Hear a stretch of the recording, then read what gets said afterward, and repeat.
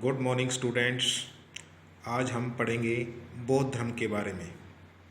प्राचीन समय में बौद्ध धर्म कैसे विकसित हुआ और आज पूरे विश्व में 25% लोग बौद्ध धर्म के अनुयायी हैं। बौद्ध धर्म के संस्थापक गौतम बुद्ध थे। इन्हें एशिया का ज्योतिपुंज कहा जाता है, लाइट ऑफ एशिया। ये क्वेश्चन कई बार परीक्षा में पूछा जाता है कि लाइट ऑफ एशिया किसे कहा जाता है, तो आप बताएंगे गौतम बुद्ध को।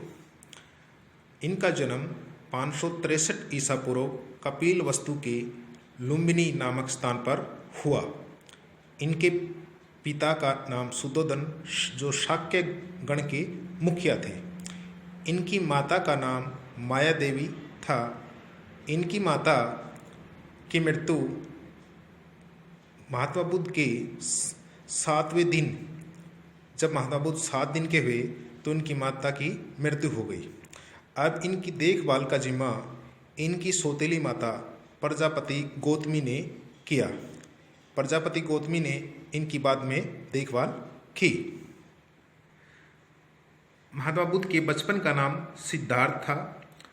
इनका विवाह 16 वर्ष की आयु में यशोधरा नामक लेडी से हुआ। इनका एक बेटा था जिनका नाम था राहुल। कपिल वस्तु की सैर के लिए को जब ये निकले तो इन्होंने रास्ते में 4 दृश्यों को देखा। एक बूढ़ा व्यक्ति और एक बीमार व्यक्ति और एक शव को ले जा रहे थे और एक सन्यासी। इन सभी चीज़ों को देखकर ये सांसारिक समस्याओं से व्यथित होकर 29 वर्ष की आयु में इन्होंने गृह त्याग दिया और बाद में बौद्ध धर्म में इसको महाविनिष्क्रमण कहा जाता है। गृह त्यागने की घटना को इतिहास में महाविनिष्करण कहा जाता है। वैशाली के आलार कलाम से इनकी मुलाकात हुई और ये सांख्य दर्शन में इन्होंने शिक्षा ली। क्वेश्चन आ जाता है कि महात्मा बुद्ध के प्रथम गुरु कौन थे, तो आप बताएंगे आलार कलाम, जिनसे इन्होंने सांख्य दर्शन की शिक्षा ली।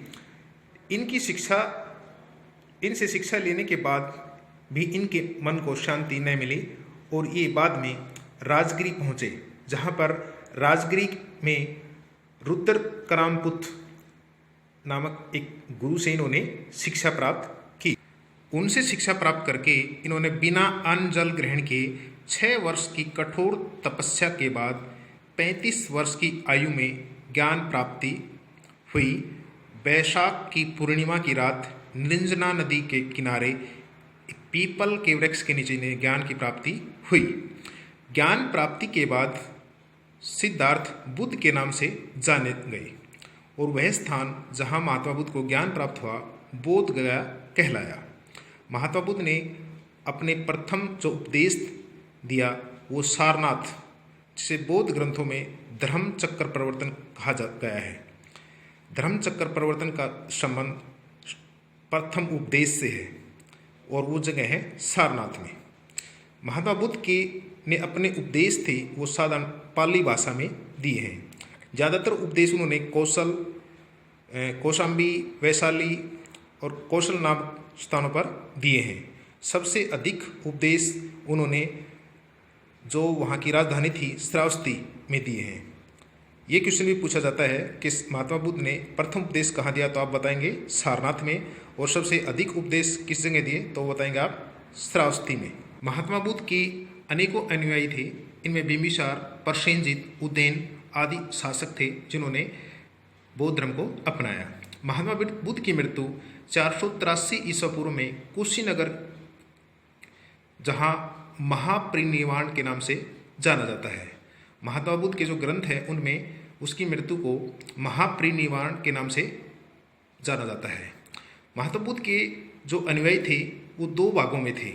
प्रथम भिक्षुक जो बौद्ध धर्म के प्रचार के लिए अपना पूरा जीवन संन्यास ग्रहण कर लेते थे, उन्हें भिक्षुक कहा जाता था।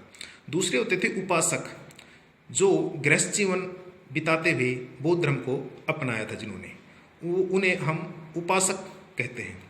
बौद्ध धर्म में शामिल होने के लिए इन्होंने आयु रखी हुई थी, एक 15 वर्ष से कम आयु के किसी भी व्यक्ति को बौद्ध धर्म में शामिल नहीं किया जाता था। अब त्रिरत्न, जिस प्रकार जैन धर्म में त्रिरत्न थे, उसी प्रकार बौद्ध धर्म में भी त्रिरत्न है, बौद्ध, धम्म और संघ। महात्मा बुद्ध की समय में प्रथम बौद्ध संगति 483 ईस्वी में राजगृह में हुई। बौद्ध धर्म में जो भी सुधार किया जाता था उसमें एक बौद्ध संगतियाँ होती थी।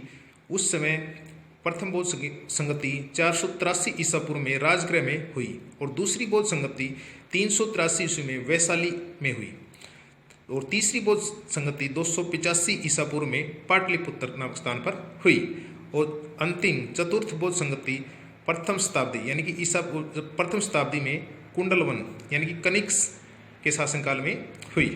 चतुर्थ बौद्ध संगति के दौरान ही बौद्ध धर्म भी 2 भागों में विभाजित हो गया।